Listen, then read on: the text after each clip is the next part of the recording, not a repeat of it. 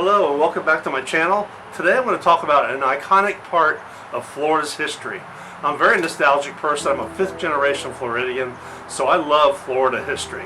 So stick around, and especially at the end of this video, I want you to take a look at a comparison I'm making between 10 years ago and right now.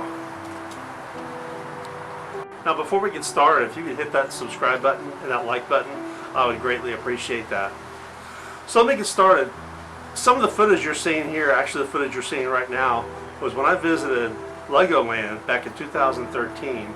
And as many of you may know, the memories of Cypress Gardens are still very much there. And the Oriental Gardens, the ski shows and stuff, very nostalgic, and it was great to see.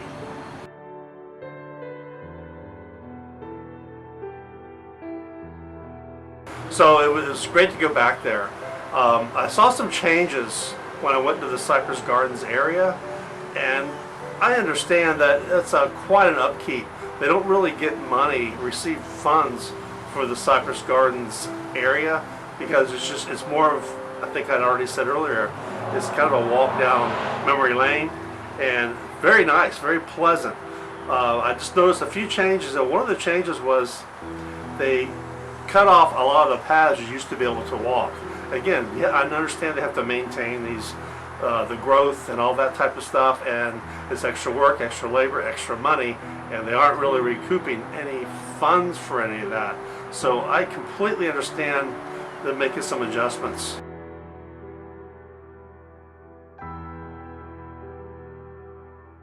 Now, some of the great things they have done is when you're walking around the old grounds of the gardens of Cypress Gardens, you'll see a lot of Legoland creations, especially in the water area around the features, and they did a great job with that. Some great picture taking and stuff like that there.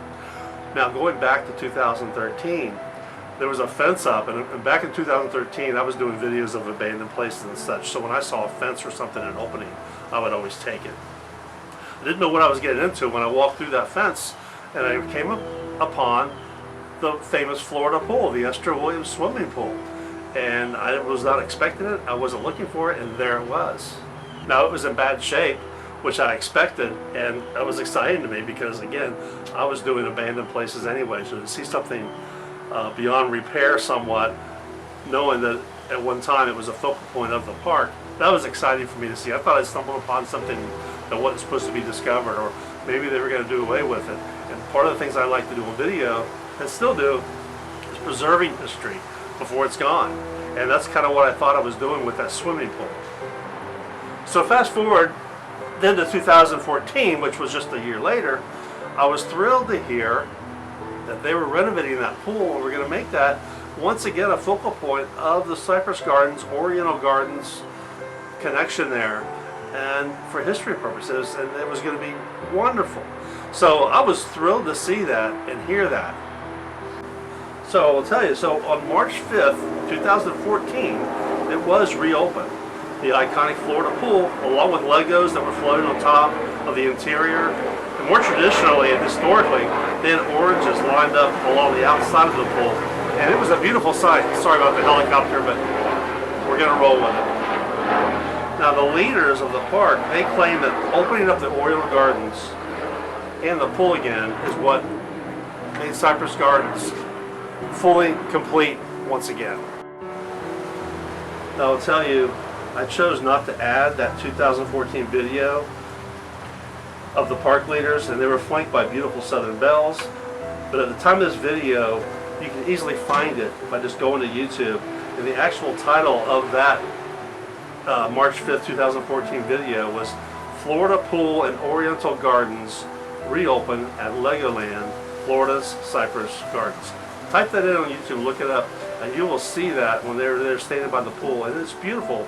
And this was in 2014. I get it. The pool brings in no revenue and it's an expense to maintain.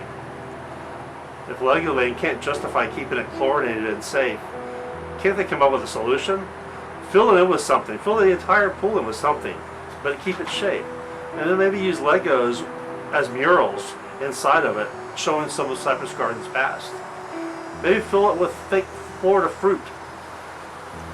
or beautiful yet easily maintained rocks or grass. Do something to keep the nostalgia there. So there's solutions to the issue with the pool. There's solutions and ways to have people enjoy it. You've opened it up for them to look at, but it's not a joy to look at right now.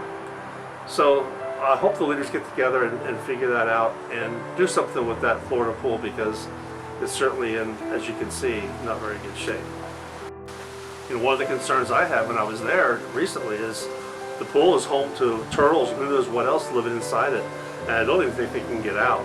It's in a state of disrepair, and I hope they come up with a solution. Handle up there of the pool, being guarded not so well by the captain here. I don't know what's in his treasure chest.